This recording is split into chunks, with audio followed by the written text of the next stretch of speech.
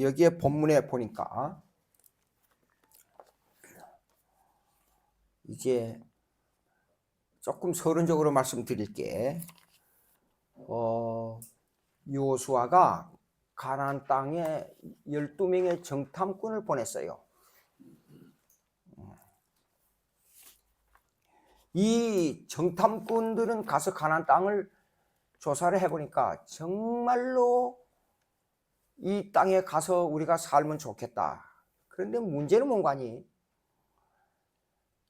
이 땅은 이방인들이 지금까지 차지하고 있었던 땅이에요. 예. 그러니까 이걸 점령하려 그러면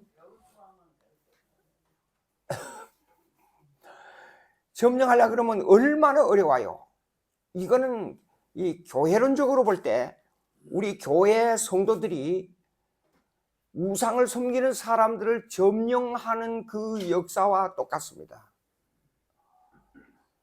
여러분, 전도한다는 게 쉬운 게 아닙니다. 오죽했어야 사도 바울이 그랬어요. 내가 너희를 해산하는 수고의 고통을 해야 예수 믿고 전도할 수 있다 그랬어요. 제일 어려운 게 제 경험상으로는 친구보다도 더 어려운 게 가족이에요. 형편 처지 같은 집에서 밥 먹고 자라면서 자식이 부모를 전도한다는 것이 그렇게 어려운지를 몰랐어요. 그런데 정주영 씨가 이런 말을 했어요. 세상에 다른 사람들은 내가 이렇게 저렇게 움직일 수 있는데 자식은 마음대로 못한다 그랬어요. 이 말은 부모 입장에서 자식을 바라볼 때는 자식 마음대로 못합니다. 자식 입장에서 부모를 받아볼 때는 부모가 왜 내 말을 좀 경청을 안 해주는가? 부모 마음대로 못합니다. 그러니까 가장 힘든 게 가족 전도예요. 그런데 가나안 땅을 점령해가지고 이걸 점령하는 것은 기독교인이 한 우리 교회 단체가 주위의 사람들을 어떻게 점령하는 것과 똑같은 양상이 나타납니다. 그런데 전도를 할 때는 정탐을 해야 돼. 정탐을 할 때는, 그러니까 제가 이 주위의 사람들에 다니면서 여기에 우선 제일 가까운 데 당구장이에요. 그 다음에 가까운 데 밑에 음식점들이에요. 그 다음에 아래층에 가까운 데는 지금 여러분이 키 만들고 전기회사 하는 그 사장이에요. 이 사람하고도 지금 많이 친해졌어요, 지금요.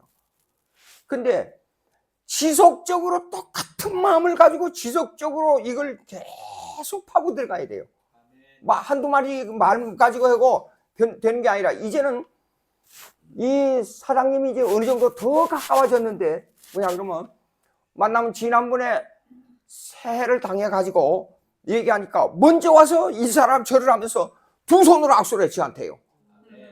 목사님 고맙습니다. 그래요. 근데 내가 한 가지 꼭 제안을 하겠습니다. 뭐요? 그러니까 주일날 점심시간에 오게 되면 우리하고 점심을 좀 같이 하면 어떻겠습니까? 제가 그랬거든요. 그랬더니 주춤주춤 하는 거예요. 한 몇 달 전에 그랬어요. 근데 이제는 점심 같이 하십시다 그러니까 예, 대답은 해요. 이렇게 하나씩 파고 들어가는 것이 뭐냐면 정탐입니다. 정탐. 그래서 가장 밑바닥에서부터 파고 들어가서 이 사람도 이끌고 들어와야 되는데, 이제 가나안 땅을 점령해야 되는데, 이 내용을 가지고 가나안 땅을 점령하는 것을 적극적 사고방식, 인간의 의지에 기초해가지고 적극적 사고방식으로 많이 설교를 하는데 성경에서 말씀하고 있는 내용은 아닙니다. 예. 자, 적극적 사고방식 세 가지가 있어요. 제가 어느 한 신학 잡지에 그 논문을 게재했는데, 제가 생각해보면, 이러니까 제가, 이게 사람들에게 그걸 잘 못 받는 것 같아요. 환영을 못 받는 것 같아요. 모든 것을, 대신대학원에 있을 때 저를 보고도요, 목사님 어떻게 19세기 사람이라고. 왜 그랬어? 그러니까 꼭 대답은, 결론은 한 가지밖에 없다는 게 저를 보고. 그래서 그게 뭐냐 그랬더니 꼭 다 틀렸다고 그러고 성경만 옳다고 그러니, 그래서 성경이 하나님의 말씀인데 그렇게 해야 되지 않느냐고. 그러면 말은 안 해요. 대답은 안 해요. 그런데 그들 마음 속에 성경 말씀에 대한 절대적인 확신이 없이 그들을, 학생들을 지도해가지고 어떻게 목사를 만드냔 말이에요. 예? 그러니까 이거요, 오늘 한국 교회고 미국 교회고 세계적으로 전파된 그 내용이 뭐냐면 영어로 possibility thinking, positive thinking입니다. 적극적 사고방식을 가지고 인간의 심리로 가지고 사람을 호리는 경우 있어도 성경에 말씀하고 있는 언약의 내용은 빼버린다 그 말이에요. 지금 오늘 그걸 좀 얘기하려고 그럽니다. 세 가지가 있어요. 첫째, 뭐냐 그러면 팝 사이콜로지, 대중심리요법입니다. 이것은 5,000명 이상의 교회를 일으켰던 미국의 오렌지 카운티에 있는 라버 슐러라는 목사님이 있었습니다. 근데 그것이 뭐냐 그러면 팝 사이콜로지, 심리적 대중요법이라 그래요. 심리적 대중요법은 뭐냐면 적극적 이념을 가지고 계속 추진해 나가게 되면 자기가 목표한 바를 이룬다. 절대로 부정적인 생각을 하지 말아라. 거기에 적극적으로 동조한 사람이 파지티브 띵킹을, 그 적극적 사고방식의 책을 써가지고 센세이션을 일으켰습니다. 이 2차 대전이 끝나고 나서 모든 사람들이, 전 세계가 허무에 빠져버렸어요. 네, 부정적인 생각으로 빠져들었습니다. 과학이 발달되면 사람이 잘 살 줄 알았는데 그 무기를 가지고 수많은 사람들을 죽이고 전쟁터로 말미암아 허무주의가 와가지고 많은 사람들이, 전쟁이 끝나면 평화롭고 좋을 줄 알았는데 미국이 승리했는데도 불구하고 유럽이 승리했는데도 불구하고 수많은 사람들이 허무주의에 빠져버렸습니다. 그러니까 그걸 메꾸기 위해서 사회적으로 어떤 영향이 가냐 그러면 비틀즈라는 음악이 나왔어요. 나중에 그것이 락앤롤이 나왔어요. 그것이 랩송이 나왔어요. 그러니까 모든 것을 하나님의 뜻을 거절하고 비평하고 무시하고 시비하고 그 다음에 반항하고 허무적이고, 그래서 그들은 창세의 원리로 돌아가자. 말은 창세의 원리지만은 이 사회를 부정하는, 이 문화를 부정하는, 칼빈이 말한 문화론을 부정하는 사상으로 빠져버리고, 목욕도 하지 않고 장발에다가 그 다음에 찢어진 이게 뭡니까, 청바지를 입고 그 다음에 구멍을 일부러 뚫고 다니고, 어떤 사람은 나체적으로 바닷가에 가버리고, 그리고 통기타를 들고 계속 맥주를 마시면서 거나하게 취해가지고 거리에 가서 들어놓아버리고, 길거리에서 그냥 자고, 이런 이 허무주의가 빠져버렸습니다. 음악은 계속, 그러니까 발악하는 음악이 계속 나와가지고 사회를 이 허무 속으로 몰아넣기 시작했어요. 그 원인이 20세기로 들어서면서 두 사람의 철학자가 있었는데, 그것이 뭐냐면 킬케가르하고 하이데거, 이 두 사람의 실존주의 철학이라서, 실존주의는 뭐냐 그러면 이 객관적 세계를 무시하고 내 생각만이 옳다는 것이 실존주의 철학입니다. 당시에는 이것이 별로 호응을 받지 못하다가 2차 대전이 끝나고 난 다음에 이 허무가 들어옴으로 말미암아 이 사상이 전 세계를 휩쓸어 버렸어요. 이런 사상이 들어왔단 말이에요. 그럴 때에 이것을 반항하기 위해서, 이것을 깨트리기 위해서, 타개하기 위해서 나타난 사상이 뭐냐면 바로 적극적 사고방식이에요. 능동적 생각을 가지라 이겁니다. 그 다음에 두 번째로 나타난 것이 뭐냐면 성령에 의해서 모든 것을 극복할 수 있다. 성령에 의해서 우리 허무한 마음을 극복하고 하나님께 영광을 돌림으로 말미암아 성령에 취해가지고 오직 이 현실 문제를 타개할 수 있다. 그것이 중부 지역에 있던 오랄 로버츠 목사였어요. 성령에 의해서. 한국에서도 그 영향이 70년대에 절정을 이루는 그 운동이 일어났습니다. 그 다음에 세 번째가 믿음에 의해서 오직 믿음만 가져라. 가나안 땅을 점령하는 이스라엘 백성을 보라. 믿음을 가지고 쳐들어가자. 그러면 모든 현실 문제를 타개할 수 있다. 이것이 현재도 아직까지 우리 한국에 번역이 돼서 나오는 책이 있는데, 그것이 조엘 오스틴입니다. 그 아버지 오스틴 목사의 그 교회를 받아가지고 그 아들이 배 이상의 부흥을 일으킨 조엘 오스틴입니다. 자, 세 가지. 처음에 팝사이칼라지, 대중심리요법. 그 다음에 두 번째, 성령에 의해서 현실을 극복할 수 있다. 허무주의를 극복할 수 있다. 그 다음에 믿음에 의해서 현실 문제를 극복할 수 있다. 조엘 오스틴 있습니다. 예. 그러면 이 세 가지의 사상이 성경적이냐 하는 문제로 들어가야 됩니다. 우리 한국에도 이런 말이 있지요. 말이 모든 걸 만든다. 부정적인 말 하지 말아라. 부정적인 생각을 버리고 부정적인 말 하지 말아라. 예?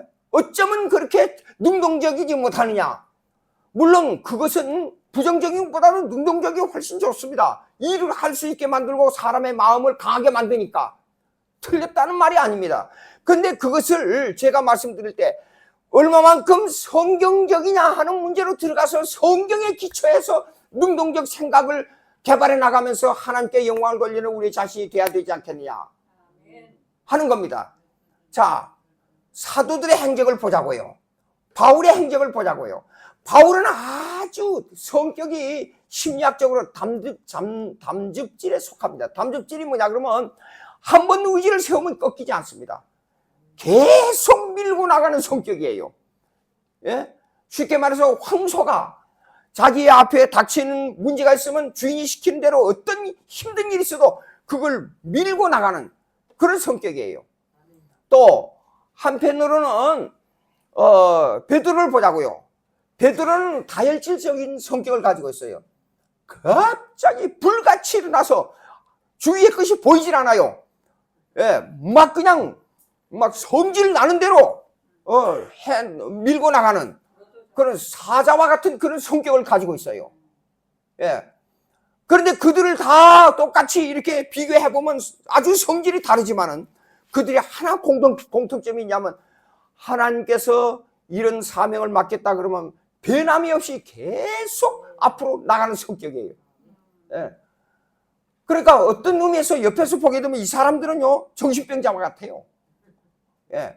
쉽게 말해서 베드로는 보게 되면 혼자서 비 오는 눈 오는 달밤에 팬티만 입고 밖에 나가서 혼자 아무도 없는 데서 번쩍번쩍 빛나는 칼을 들고 칼춤을 추는 돈키호테와 같은 성격을 가지고 있어요. 예. 그 다음에 이 사도 바울의 성격을 보면 광야에 혼자 내던져졌어요. 나무도 없고 풀도 없고 물도 없는 그곳에서 큰 궁정을 짓는다고 혼자 엄청난 꿈을 기와집을 10개나 100개나 짓는다고 소리치는 이 사람과 똑같은 사람이에요. 사도 바울이에요. 이 사람들을 어떻게 우리가 평가하느냐. 하나님의 언약 관계를 내버려두고 볼 때는 심리학적으로 볼 때, 그 다음에 성령의 충만함으로 볼 때, 믿음에 의해서 볼 때 오직 적극적 사고방식만 가지고 이 사람들을 평가할 수는 있습니다. 그런데 이제 보자고요. 민수기 14장 9절을 한번 보십시다. 민수기 14장 9절. 여기에 중요한 말씀이 나오는데 다 같이 읽습니다. 시작. 다만 여호와를 거역하지는 말라. 또 그 땅 백성을 두려워하지 말라. 그들은 우리의 먹이라. 그들의 보호자는 그들에게서 떠났고 여호와는 우리와 함께 하시는. 그들을 두려워하지 말라 하나 그랬어요. 보십시오. 여기에 우리의 먹이라 그랬어요. 옛날 번역에는 밥이라 그랬어요. 예. 밥이 있어야 건강합니다. 밥을 먹지 않고 일하는 사람은 없습니다. 밥을 먹지 않으면 죽어요.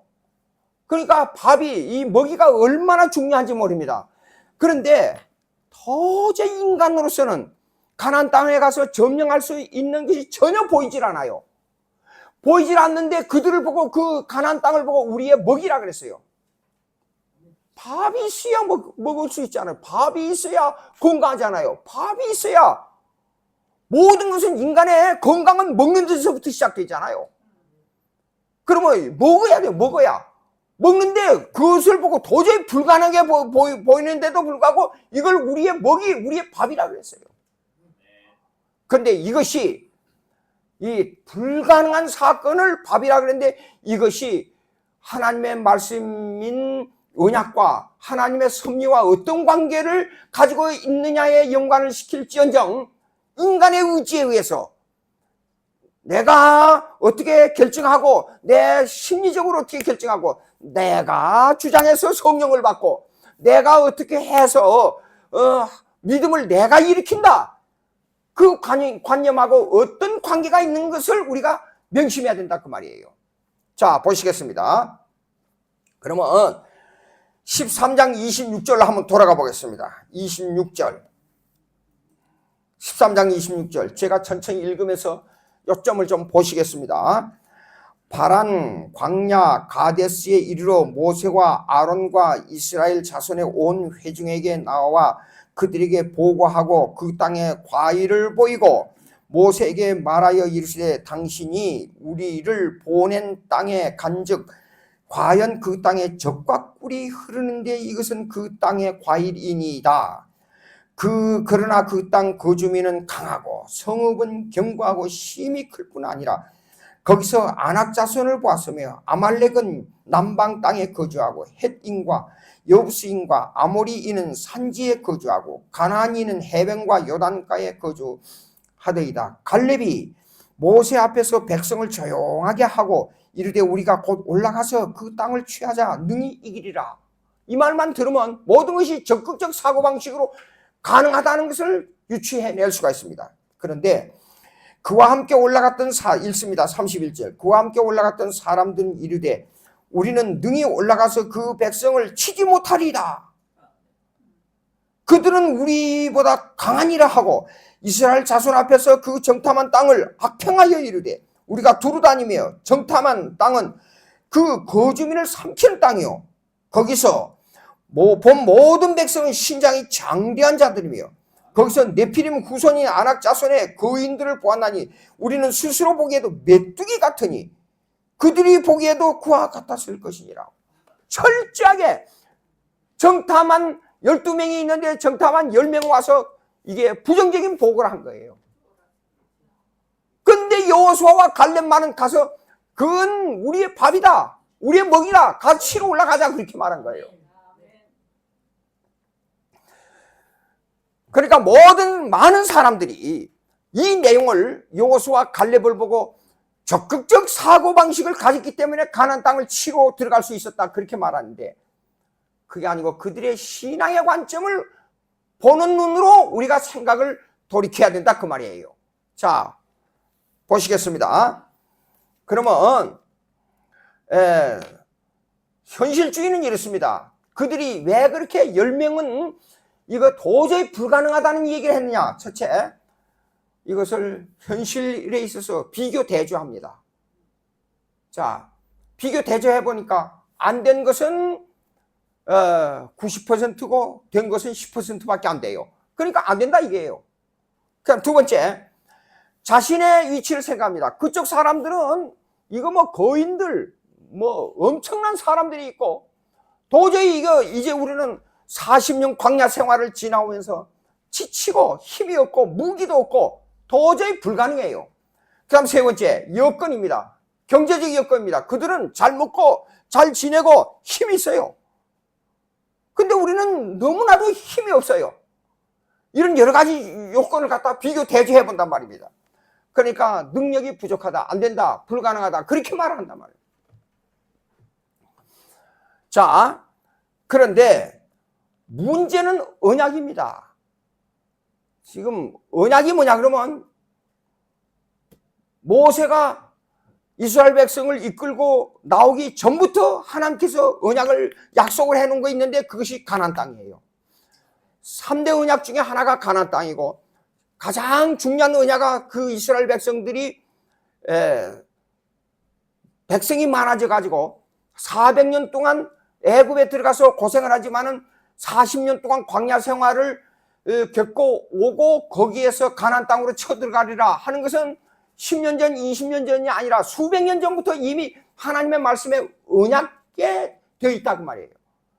이 언약에 의한 적극적 사고방식을 가져야지 인간의 의지에 의한 적극적 사고방식을 가지면 안 된다 그 말입니다. 예. 언약이 뭐냐? 하나님께서 결정하는 역사예요.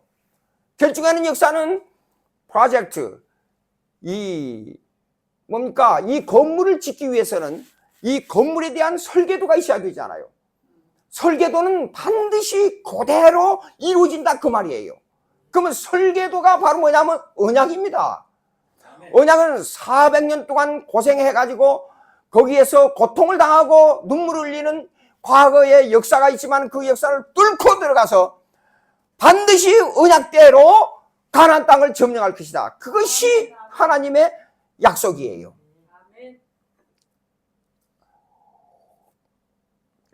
만약에 이 언약을 빼버리고 하나님의 이 섭리를 빼버리고 적극적 사고방식을 가졌다고 가정하십시다. 실패할 때, 그것이 실패할 때 대부분이 낙심하고 거기에서 문제가 일으키면 교회를 떠나게 된단 말이에요. 그러면 언약은 뭐냐 그러면 하나님께서 약속한 거기 때문에 잘 때도 주님의 은혜요, 못 때도 주님의 은혜요. 잘 때도 주님의 뜻이 있고 못 때도 주님의 뜻이 있어요. 그러면 인간의 의지를 세우라 이겁니다. 세워가지고 앞으로 밀고 나가라 그 말입니다. 근데 잘 뜰 때는 그 잘 뜰 때에 대한 대가가 왜 왔느냐를 우리가 깊이 생각해야 돼요. 못 될 때는 못 될 때에 대한 그 대가가 무엇인가를 깊이 생각해야 돼요. 우리가 무슨 일을 행하다가 실패했습니다. 실패하면 무조건 잘 될 것이다. 무조건 하나님께서 주실 것이다. 믿습니다 하고 또다시 똑같은 일을 반복하지 말라 그 말입니다. 예? 거기에 대한 잘못해서 우리가 실패했잖아요. 실패한 데에 대한 하나님께서는 교훈이 있고 거기에 대한 대가가 분명히 있습니다. 근데 그걸 찾지 못하는 것이 인간의 미련한 상태라고 말이에요. 예. 그러면 우리에게 부탁한 것은 뭐냐면 아까 교회론 얘기했습니다. 반드시 우리에게 주어지는 하나님의 뜻은 뭐냐 그러면 교회를 일으킨 남아에는 전도를 열심히 했는데 어떤 사람은 기대를 하고 전도를 했는데 전도가 안 돼요. 그 사람이 전도 안 받고 결국 죽었어요. 여러분 실패했잖아요. 그럼 그건 어디에 찾느냐? 그래서 예수님께서 이렇게 말씀하셨어요. 뽕나무 비유, 계자씨의 비유를 말씀했어요. 전도 얘기는 뭐냐면 뽕나무, 야, 이 뽕나무를 뽑아다가 바다에다가 심어놔. 그러면 잘 자랄 거야. 가능한 일입니까? 불가능한 일이에요. 무슨 말이냐 그러면 이 사람에게 분명히 이 사람 예수 믿을 것 같아요. 근데 열심히 전도했어요.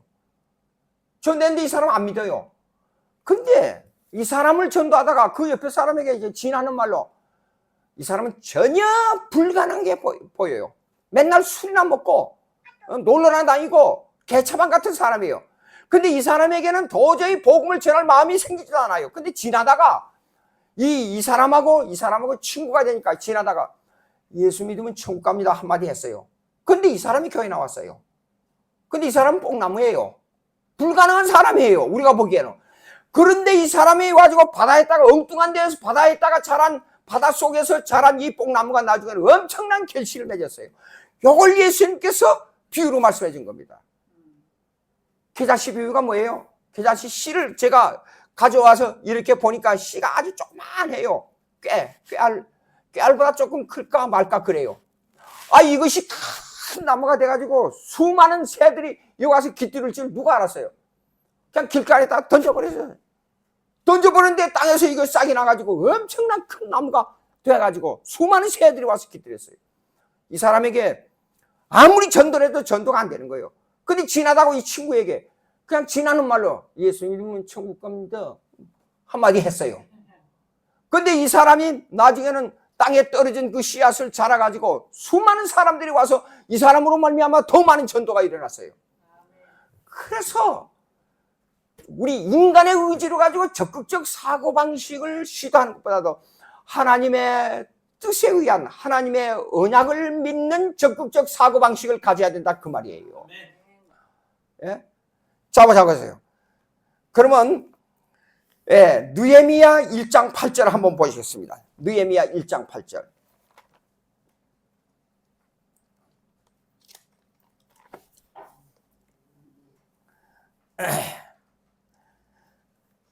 자, 다 같이 읽습니다.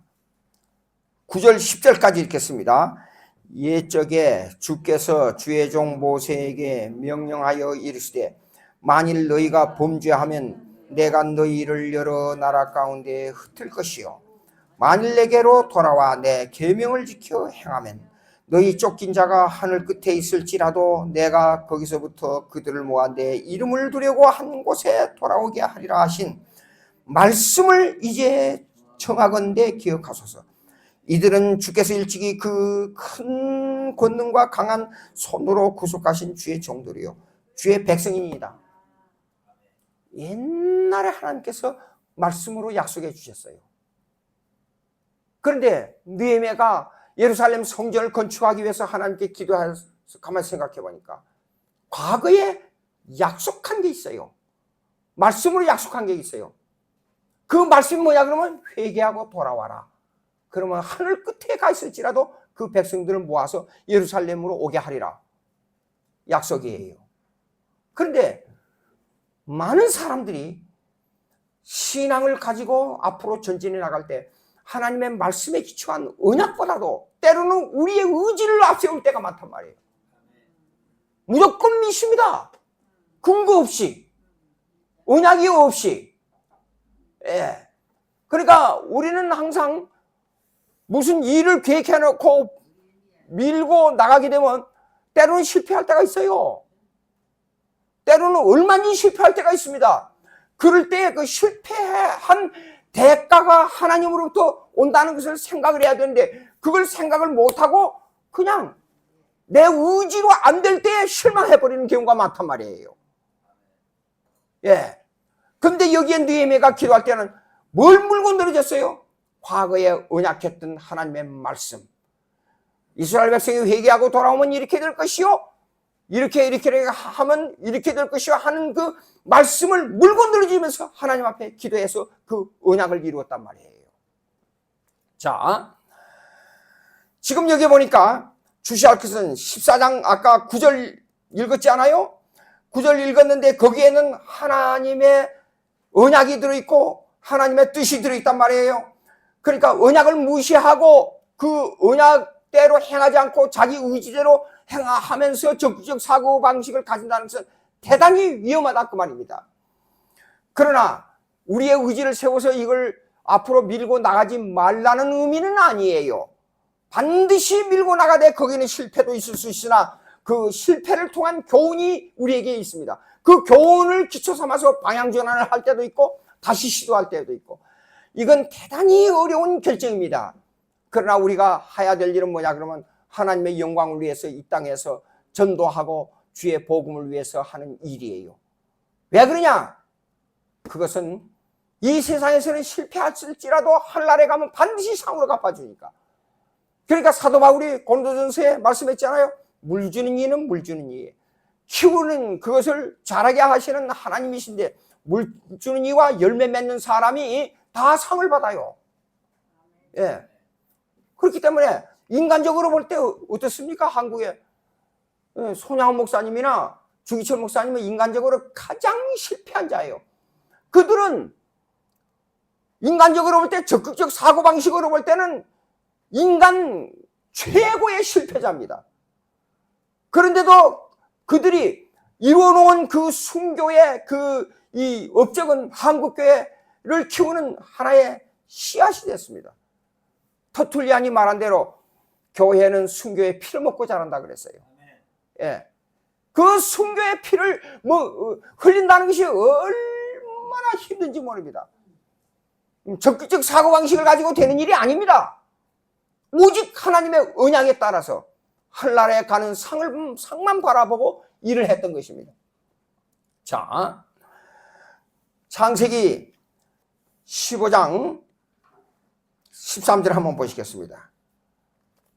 창세기 15장 13절.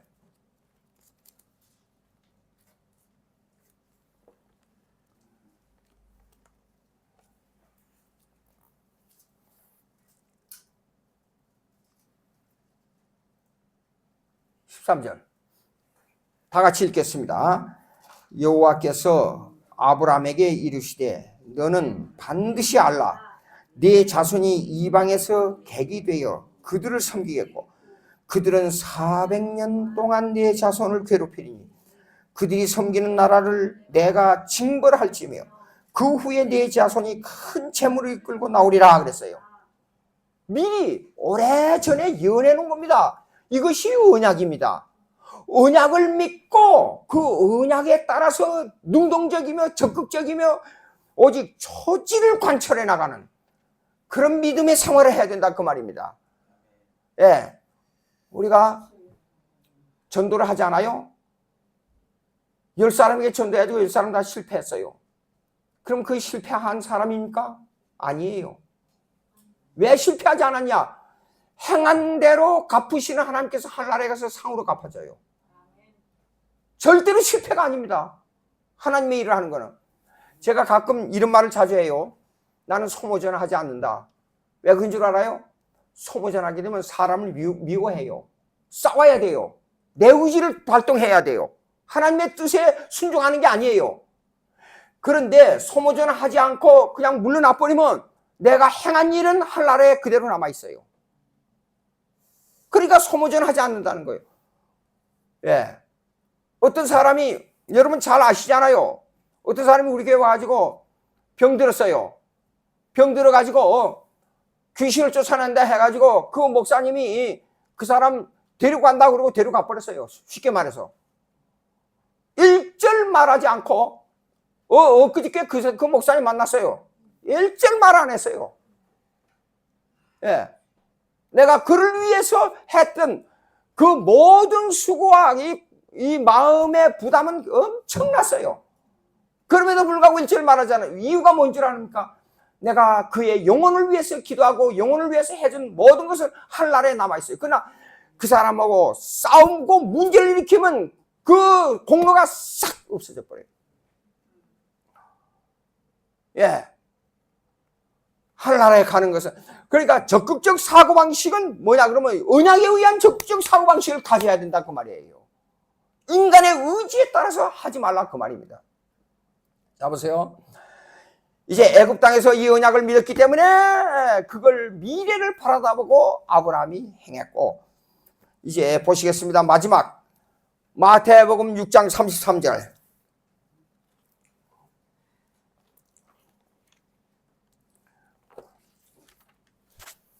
마태복음 6장 33절입니다.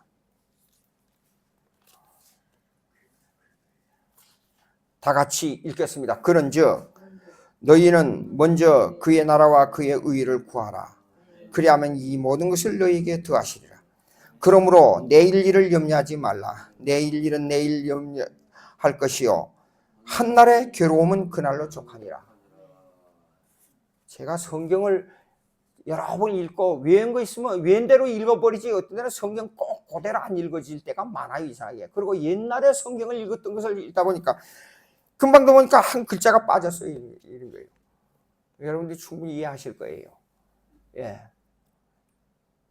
우리가 이 땅에 살면서 하나님의 일을 하는 그 하나님의 일을 어떤 때는 인간이기 때문에 엄청 실망할 때가 있어요. 허무가 찾아와서 일을 그만둬야 할 생각이 날 때가 많아요. 예. 너무 힘들 때가 많아요. 이렇습니다. 사람의 마음을 움직인다는 것이 얼마나 힘든지 모릅니다. 예. 돈 주면서 이리 와서 이렇게 하자 그러면 금방 따라와요. 예. 그런데 그러지 못한 것이 인간의 영혼을 가지고 죽고 사는 문제가 있는데 영원한 멸망과 영원한 생명에 관한 문제인데도 불구하고 마음을 안 줘요. 이유가 뭐냐? 언약이 규정되어 있기 때문에 그래요. 어떤 사람은 믿도록 규정되어 있고 어떤 사람은 믿지 못하도록 규정되어 있기 때문에 그래요. 그러나 이 많은 사람 중에 누가 믿을까 누가 안 믿을까 하는 건 인간이 판단이 아니고 하나님의 결정에 따라서 이미 정해져 있는 거예요. 그렇기 때문에 누구가 믿을지 모르니까 무조건 전도를 해야 돼요. 기도하십시다. 하나님 아버지